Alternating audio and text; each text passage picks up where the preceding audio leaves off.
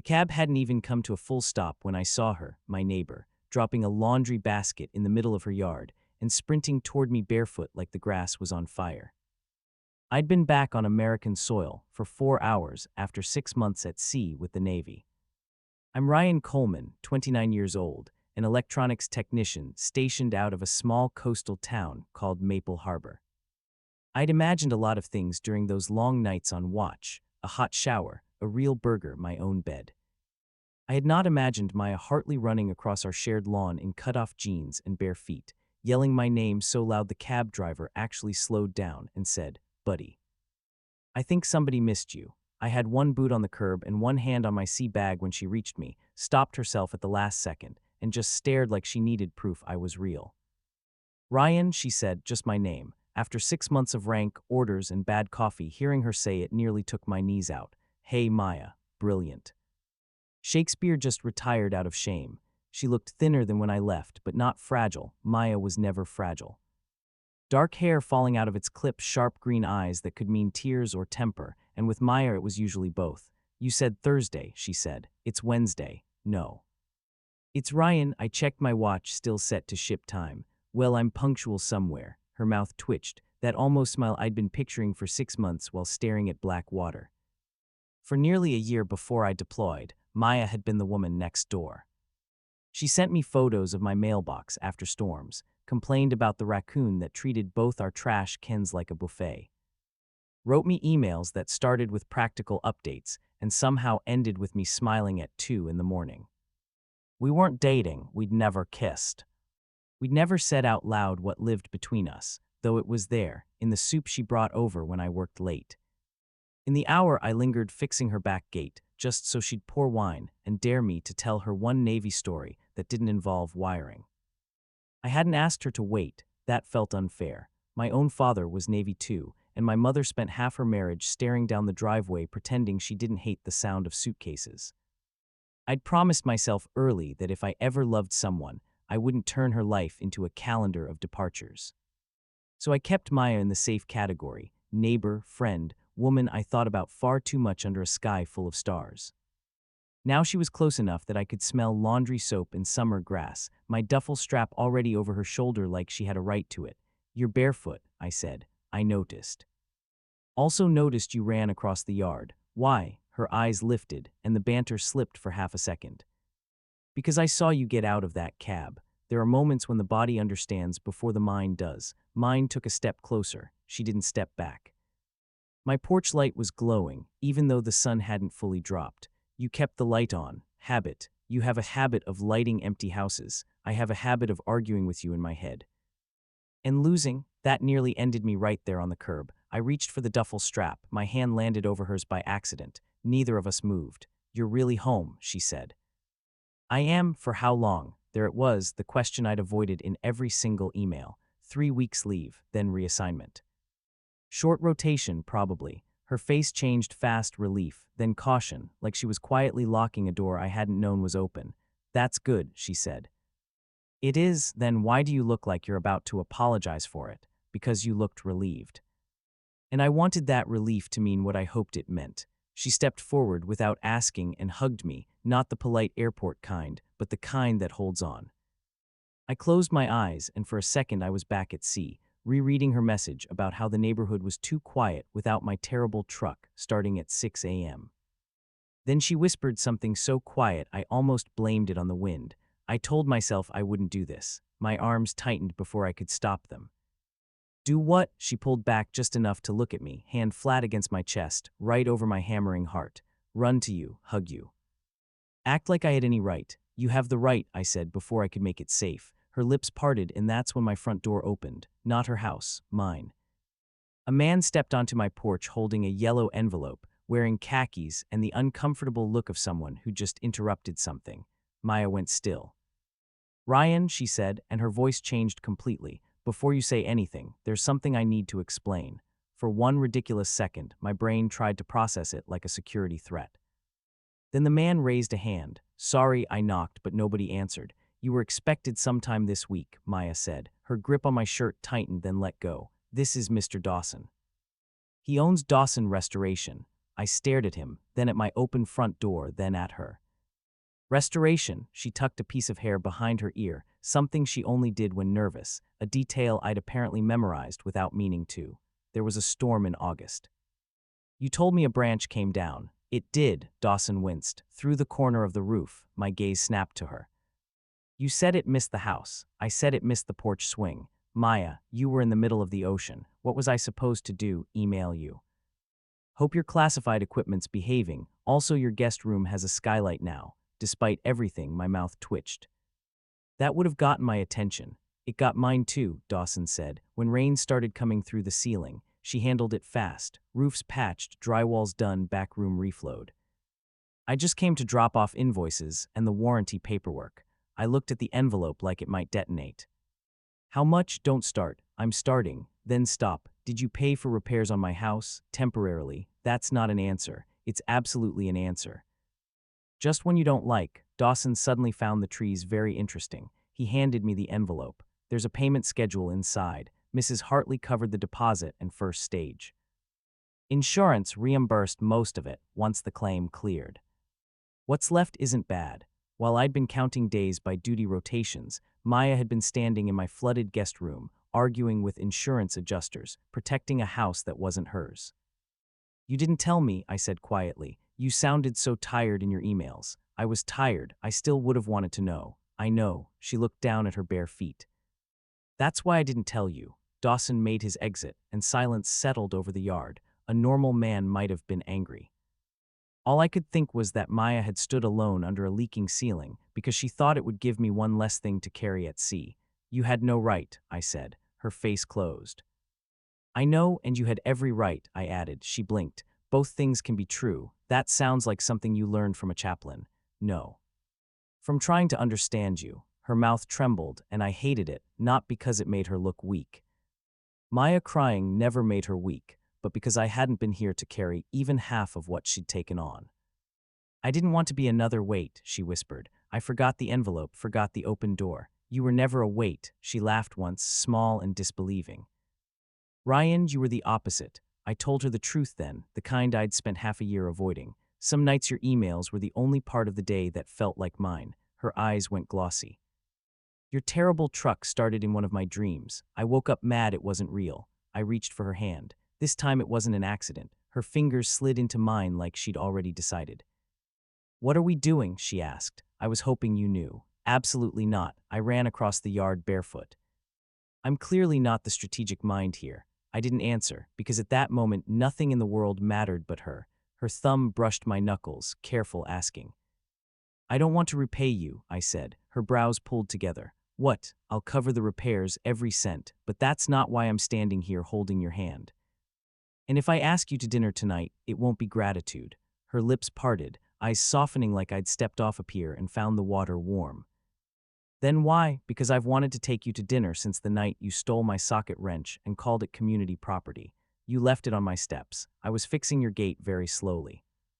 I liked your company. I know, she said. You knew. You explained hinges for 20 minutes, Ryan. No one likes hinges that much. Heat crawled up my neck.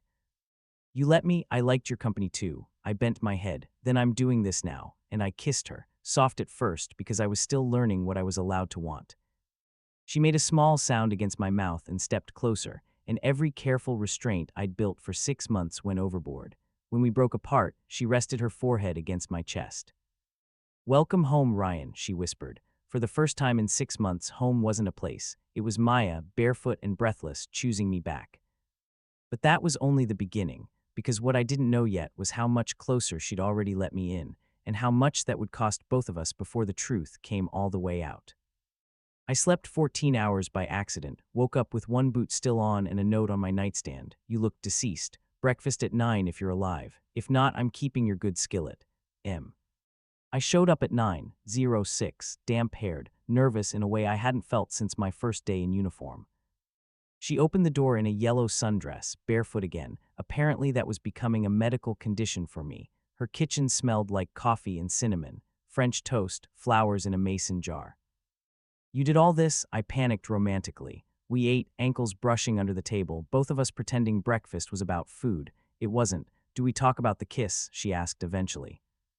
I was hoping to schedule a follow-up. That's your official report, classified. Coward sailor. I don't want you to think I kissed you because I got sentimental.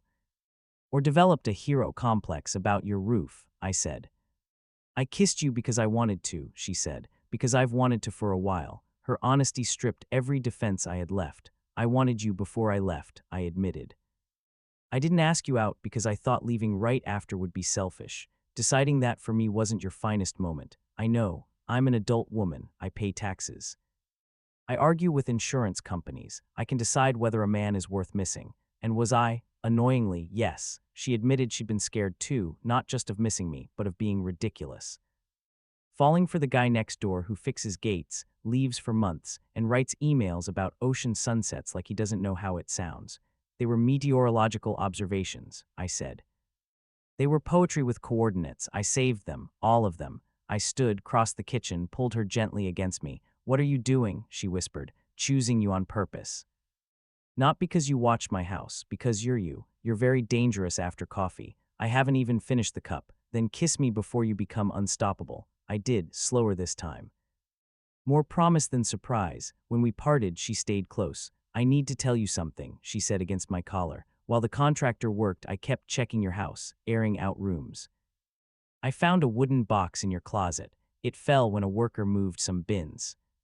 I wasn't snooping, but it opened letters from your mom, photos, a postcard your dad sent before he missed your 10th birthday, a ring, and I read part of one letter.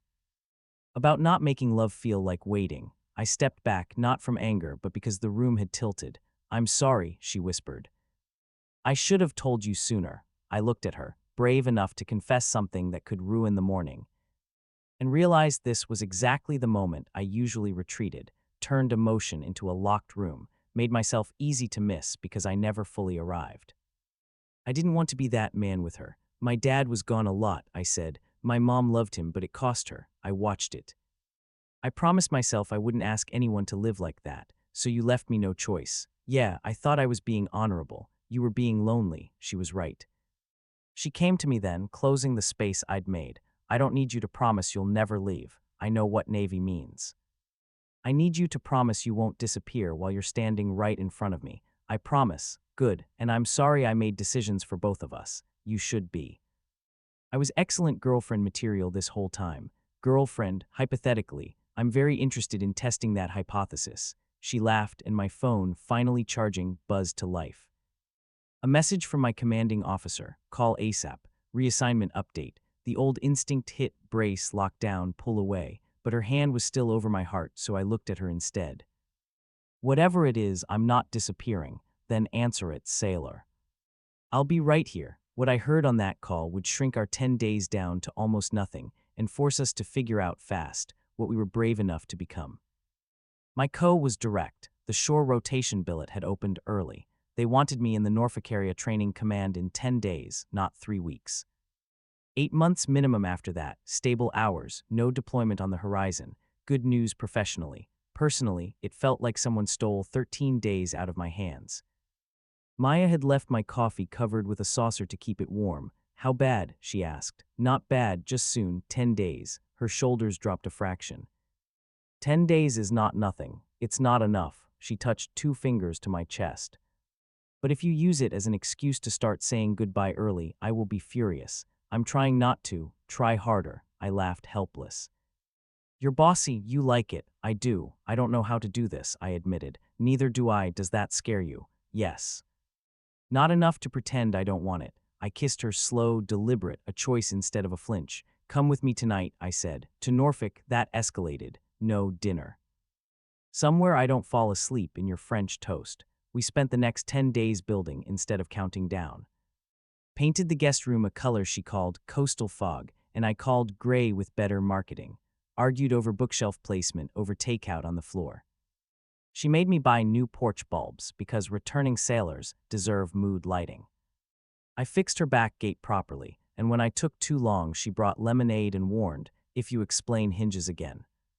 I'll know you're flirting. I am flirting. Then continue. That night on the restaurant date, string lights over the marina.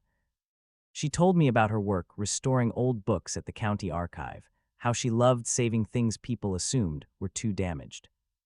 I told her about the ongoing war over the last decent coffee mug aboard ship and did an impression of my chief that made the next table stare.